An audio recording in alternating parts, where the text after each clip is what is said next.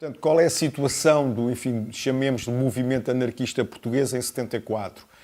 É uma situação em que há, por um lado, todos estes velhos militantes que sobreviveram e que muitos deles tinham-se diluído no movimento cooperativo, sim, no movimento cooperativo, em cooperativas de produção, associações, a Associação de Inquilinos Lisbonenses, por exemplo, este tipo de atividades afins, mas que não se podiam assumir como anarquistas.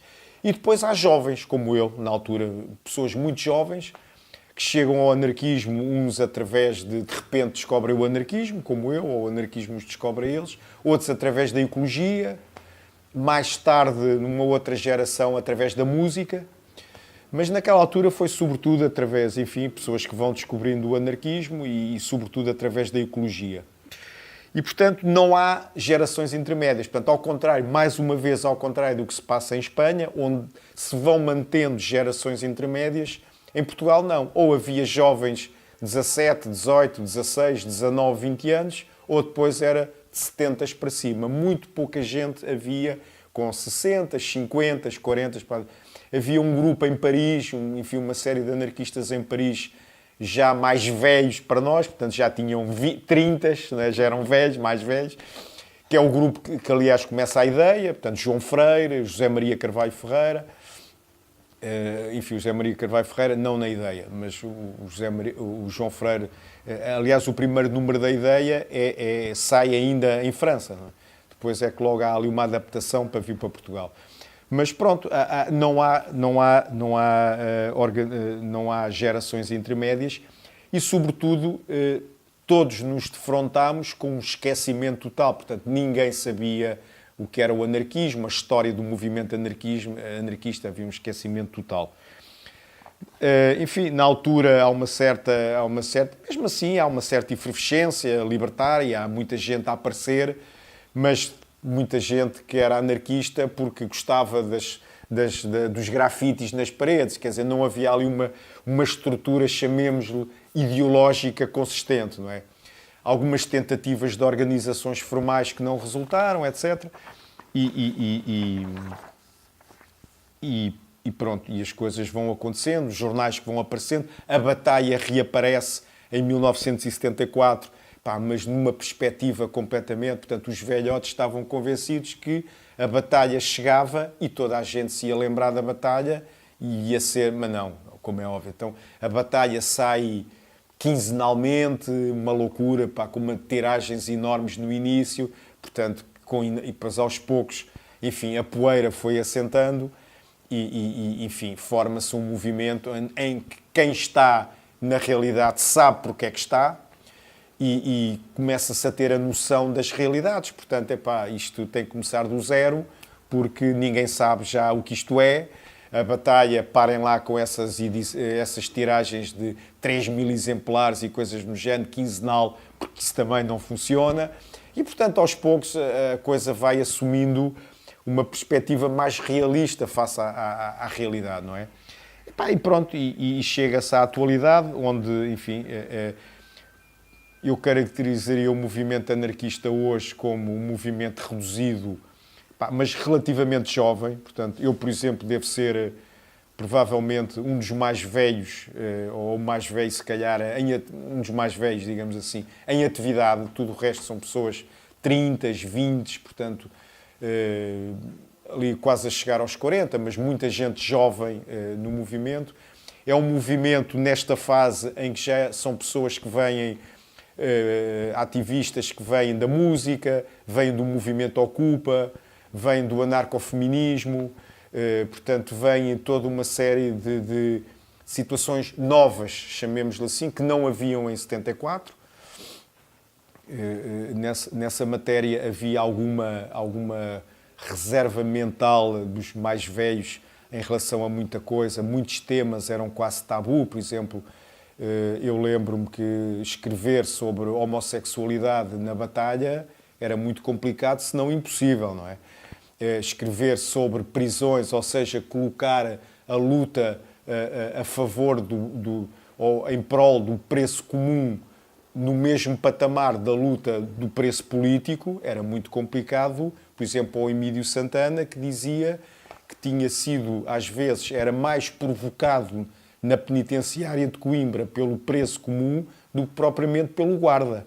Ou seja, havia guardas prisionais que tinham medo dele e depois utilizavam o preso comum para o provocar e situações do género. E ele sofreu mais, muitas vezes, provocações de presos comuns do que propriamente dos guardas prisionais. Portanto, havia aqui situações relativamente... um bocado à semelhança do que se passou no Brasil, penso eu, com o Inimigo do Rei, não é?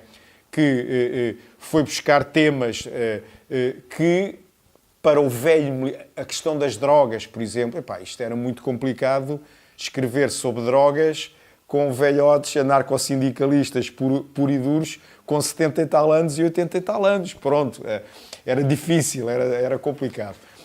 E, portanto, ou seja, neste momento já são esses velhotes já não existem, não é? Os velhotes agora sou eu, e, portanto, há aí toda uma série de gente jovem onde estes assuntos já são perfeitamente banais, normais, não é? Portanto, há uma modernidade do anarquismo nessa matéria.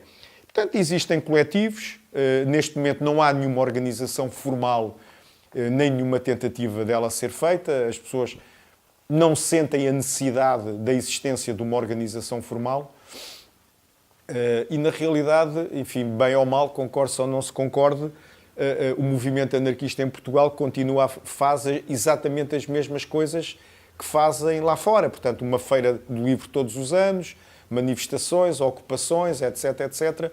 Obviamente, há uma dimensão que, neste momento, é a dimensão de Portugal. Quer dizer, eu escrevi aí nas minhas notas de viagem, passou mais gente numa hora pela Feira Anarquista do Livro de São Paulo do que se calhar durante os 2 dias e meio da Feira Anarquista de Lisboa, mas também isto tem que ser visto à proporção, não é? São Paulo é São Paulo, Lisboa é Lisboa, portanto, há mais pessoas em São Paulo que em Portugal, portanto, as coisas são o que são, não é?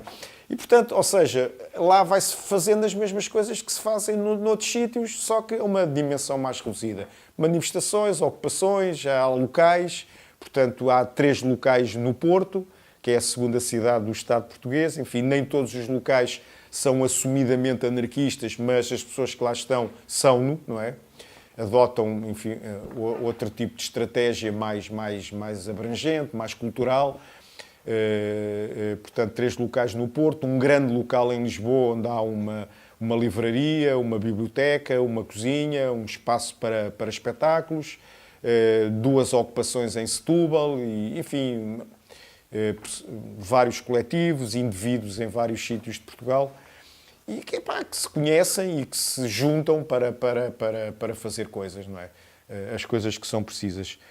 Há, em termos formais, há o jornal A Batalha, portanto, que se continua e que está até numa fase atualmente de uma certa modernização gráfica, modernização de conteúdos, enfim, torná-lo mais atraente, mais passível de ser lido por mais pessoas.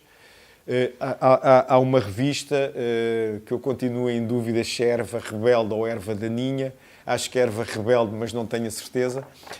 Que é uma revista do Porto, que é uma revista relativamente recente.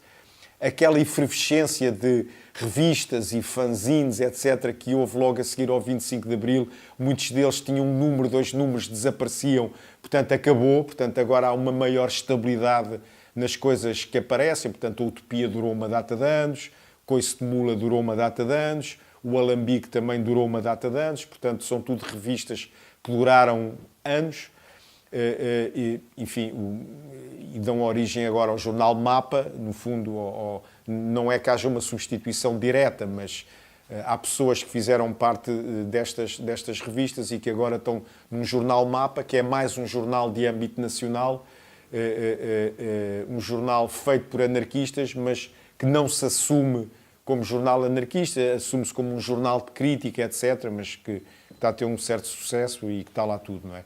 Portanto, jornal A Batalha, o Mapa, a revista A Ideia reaparece, enfim, não é bem o reaparecer, porque ela nunca deixou de existir, mas aparece de uma forma consistente e já não naquela perspectiva, enfim, quase que neoliberal em que caiu mas numa perspectiva de ligação do anarquismo ao surrealismo e de repescar do esquecimento toda uma memória histórica de ligações entre o anarquismo e o surrealismo e, sobretudo, documentos e revistas, etc., publicações do surrealismo. Muitas delas estavam preparadas, mas nunca chegaram a ver a luz do dia devido à censura.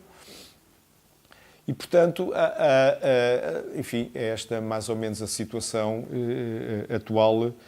Depois há 2 ou 3 pequenas editoras, há 2 ou 3 livrarias. Portanto, digamos que é enfim, um movimento reduzido, enfim, mas que tem um certo dinamismo e que vai fazendo coisas, pronto. Sempre numa perspectiva de divulgação do anarquismo.